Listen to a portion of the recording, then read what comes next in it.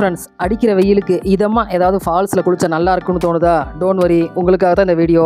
தமிழ்நாட்டில் இருக்கிற top 10 falls பற்றி தான் இந்த வீடியோவில் நம்ம பார்க்க போகிறோம். அதுக்கு முன்னாடி hi friends, welcome to my channel PG cameras போலாம் ஒரு ட்ரிப். நான் உங்கள் பத்மா கணேஷ். எல்லாரும் எப்படி இருக்கீங்க? நார்மலாக இருக்கேன்.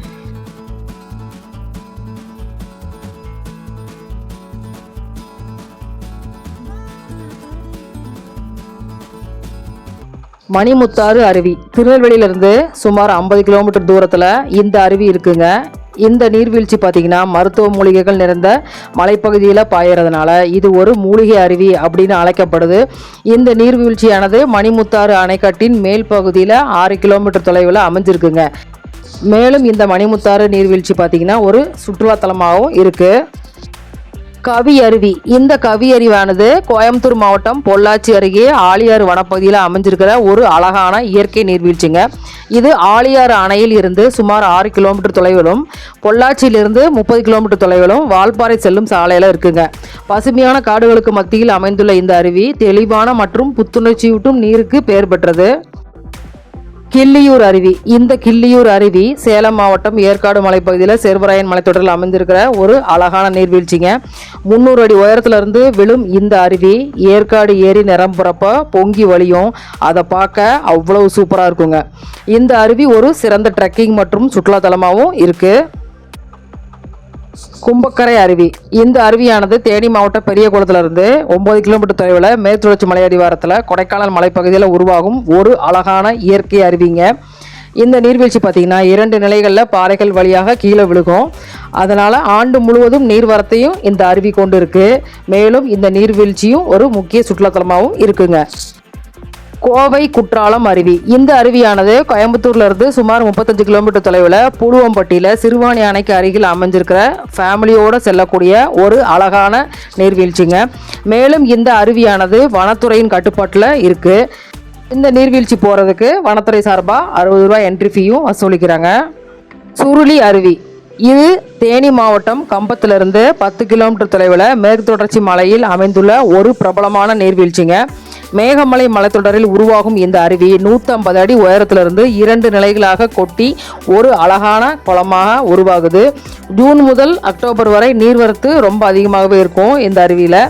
இந்த அருவி பார்த்திங்கன்னா சுற்றுலா பயணிகளுக்கு மிகவும் பாதுகாப்பான மற்றும் கவர்ச்சிகரமான கோடைகால புகலிடமாகவும் இருக்குது. தீர்ப்பரப்பு அருவி. குமரி குற்றாலம் என்று அழைக்கப்படும் இந்த அருவியானது கன்னியாகுமரி மாவட்டத்தில் நாகர்கோவிலிருந்து 42 கிலோமீட்டர் தொலைவில் கோதையாறு நதியின் குறுக்கே அமைஞ்சிருக்குங்க. மேலும் இந்த அருவியானது ஆண்டு முழுவதும் நீர்வரத்து கொண்ட ஒரு சிறந்த சுற்றுலாத்தலமாகவும் இருக்குது. இங்கு படகு சவாரி, குழந்தைகள் பூங்கா மற்றும் அருகில் ஒரு சிவன் கோவிலும் இங்கே இருக்குங்க. ஆகாய கங்கை நீர்வீழ்ச்சி. இந்த அருவியானது நாமக்கல் மாவட்டத்தில் உள்ள கொல்லிமலையில் அமைந்திருக்கிற புகழ்பெற்ற ஒரு நீர்வீழ்ச்சிங்க. இது பஞ்ச நதி ஓடையிலிருந்து சுமார் 300 அடி உயரத்திலிருந்து விழுது. அரப்பளீஸ்வரர் கோவிலுக்கு அருகில் உள்ள இந்த இடம் பசுமையான காடுகள் மற்றும் மலைகளுக்கு நடுவில் அமைந்து இயற்கை ஆர்வலர்களுக்கு பிடித்தமான ஒரு சுற்றுலாத்தலமாகவும் இருக்குங்க. குற்றாலம் அருவி. இந்த அருவியானது தென்காசி மாவட்டத்தில் மேற்கு தொடர்ச்சி மலையில் அமைந்துள்ள ஒரு புகழ்பெற்ற நீர்வீழ்ச்சி மற்றும் சுற்றுலாத்தலங்க. இந்த குற்றால அருவி சிற்றாறு, மணிமுத்தாறு, பச்சையாறு மற்றும் தாமிரபரணி ஆறுகளால் உருவான ஒரு அருவியாக இருக்குது. சுமார் 60லேருந்து 92 மீட்டர் உயரத்திலிருந்தும் கொட்டுது. மேலும் இங்கு பிரதான அருவி, பழைய குற்றாலம் அருவி, ஐந்தருவி, புலி அருவி, தேனருவி, செண்பகாதேவி அருவி, பழத்தோட்ட அருவி மற்றும் சிறிய அருவி என மொத்தம் 9 அருவி இருக்குங்க.